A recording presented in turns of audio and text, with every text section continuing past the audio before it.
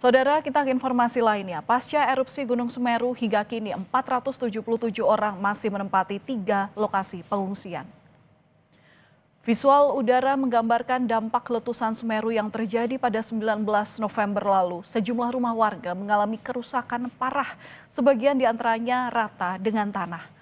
Pesawat tanpa awak yang diterbangkan oleh PVMBG dilakukan tak hanya untuk memantau dampak kerusakan, tetapi juga untuk melakukan mitigasi bencana erupsi Semeru. Pengungsian ada sejumlah 477 jiwa yang mengungsi di 2 tempat, yaitu di SD Supiturang 04 dan di SMP Negeri 02 Pronojiwo. PVMBG menyatakan aktivitas Gunung Semeru masih tinggi dengan status awas. Masyarakat diimbau tidak beraktivitas di 8 km dari kawah dan 20 km arah tenggara karena rawan terjadinya awan panas dan lahar dingin. Gunung Semeru saat ini masih di level 4 atau status awas dengan rekomendasi untuk masyarakat untuk tidak diperbolehkan beraktivitas pada jarak radius 8 km dan juga sisi sektoral bagian khususnya tenggara itu di 20 km. Untuk saat ini aktivitasnya masih fluktuatif dan juga dapat berpotensi terjadinya erupsi sewaktu-waktu. Banjir lahar dingin Gunung Semeru kembali menerjang kawasan aliran Besuk Kobokan di Lumajang, Jawa Timur pada Minggu sore. Jembatan Geladak Perak kembali diberlakukan buka tutup akibat pekatnya asap dan abu vulkanik.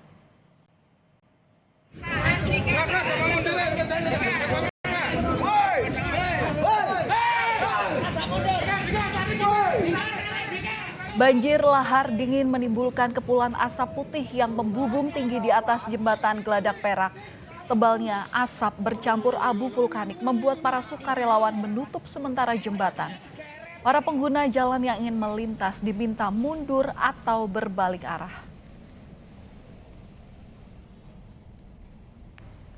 Tutup karena letupan semakin kencang agar tidak terjadi sesuatu hal yang tidak kita inginkan. Masyarakat ditingkatkan kewaspadaan untuk melintas perlintasan jembatan Geladak Perak. Diberlakukan jalur buka tutup melihat kondisi letusan sekunder yang terjadi.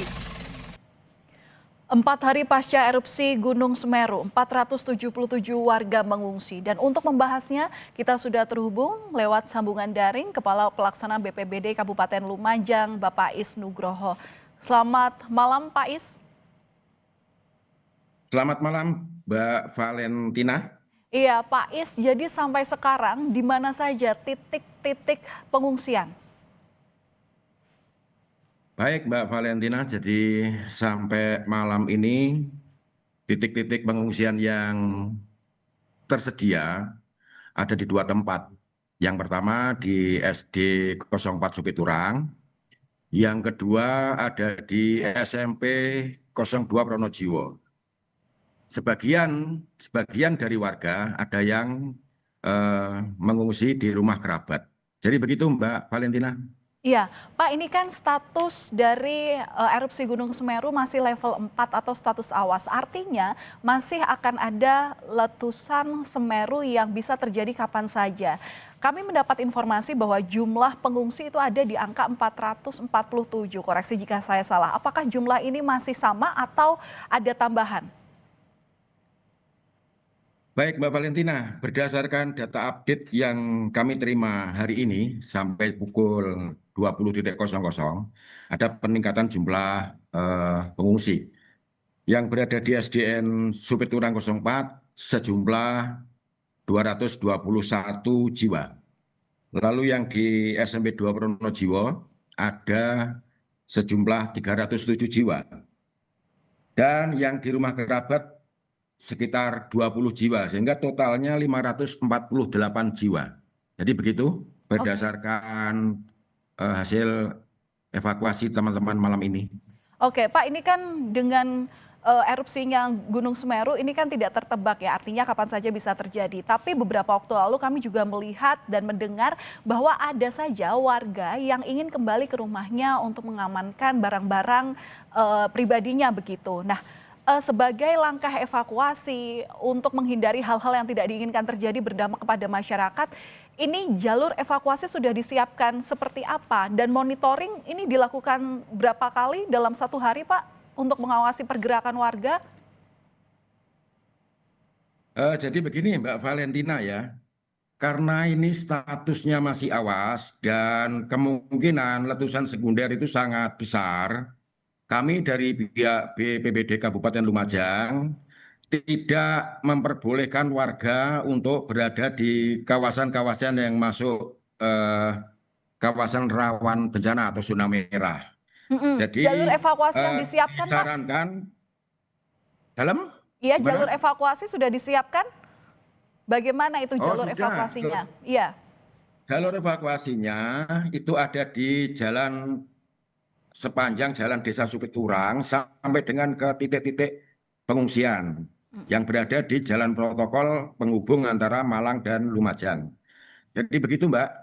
Oke, kalau sampai sekarang di lokasi pos pengungsian, kebutuhan mendesak apa yang saat ini paling dibutuhkan oleh pengungsi? Apakah seluruhnya sudah bisa terdistribusi dan ada di pos pengungsian itu, Pak? Baik, jadi terkait dengan kebutuhan-kebutuhan dasar, kami sudah menerima berbagai bantuan dari relawan dan kawan-kawan yang bersimpati. Lebih banyak kepada kebutuhan balita, lalu tempat tidur, selimut, makanan siap saji, dan sembako. eh, Tentunya obat-obatan karena ada beberapa yang sudah mulai terkena ispa dan demam. Dan itu terus kita pantau setiap hari dan setiap malam kita tempatkan petugas sesuai dengan fungsinya untuk memantau keberadaan pengungsi. Mulai dari tenaga kesehatan, lalu tenaga evakuasi dari kita, dari TRC, apabila dibutuhkan mengantar ke MCK atau bagaimana, itu kan perkembangan itu kan melihat situasi dan kondisi yang ada di pengungsian. Begitu Mbak Valentina.